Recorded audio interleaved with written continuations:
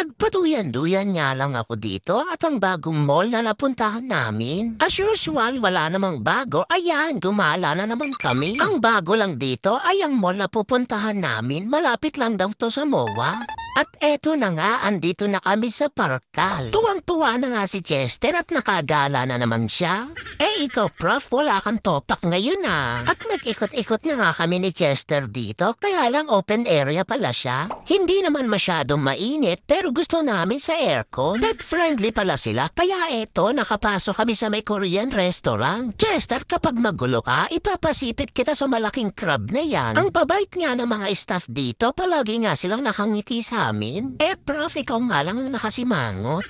At ikaw naman, Chester, kulang ka lagi sa pansin. Nakaupo na nga ako dito at nag-aantay na lang ako ng order namin. Dahil sa mabait ako, ay tahimik lang ako dito at si Chester ay nagbabait-baitan lang. Mabait talaga ako, Prof. Ikaw nga yung butas ng ilong mo, lumalaki na naman. Eh, Chester, parang wala naman ako makakain dito. Kumain naman kami bago umalis ng bahay, kaya dentastic na lang ang binigay sa amin. Ang restaurant pala na ito ay am Chungdam. Pagkatapos nga namin dito ay nag-ikot-ikot na ulit kami sa labas. Nagpatambay-tambay nga lang ako at naglakad-lakad. Naisipan ko ngang maligo, kaya lang wag na lang kasi kaliligo ko lang. So sobrang excited ko ngang umalis ng bahay ay may nakalimutan akong gawin. Bababa na ako. Alam ko na ang gagawin yan ni Prof. Kabisado ko na yan eh. Hindi ka talaga nahihiya, Prof, kung kailan nasa labas tayo, tsaka mo gagawin yan. At ayan na nga, hindi ko na nga napigilan. Hindi pa kami nakontento sa may Parkal, kaya lilipat naman kami ng ibang mall. Malapit lang din pala yung Ayala Mall dito, kaya naglakad lang din sila. Prof, nakatakbo ka naman kanina, kaya ako naman dito. Pagpasok nga namin, pinagbigyan ko agad si Chester at baka umiyak. Wala nga masyadong tao, kaya malayong nakatakbo si Chester.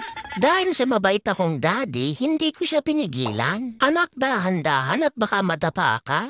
Nagpunta rin kami ng park. Dito na nga ako nagpaduyan-duyan. Prof, pasakay din ako. Anak, nakatakbo ka na. Pagbigyan mo naman ang daddy dito. At saka, Chester, ilabas mo na yung isang shoes ko na Milky Matcha ng Gentle Walker. Ayun yung color ng shoes namin ni Chester. Prof, hindi ko ibibigay ito. Umalis ka muna dyan. Eto naman, minsan lang mag-relax ang daddy kontra ka pa.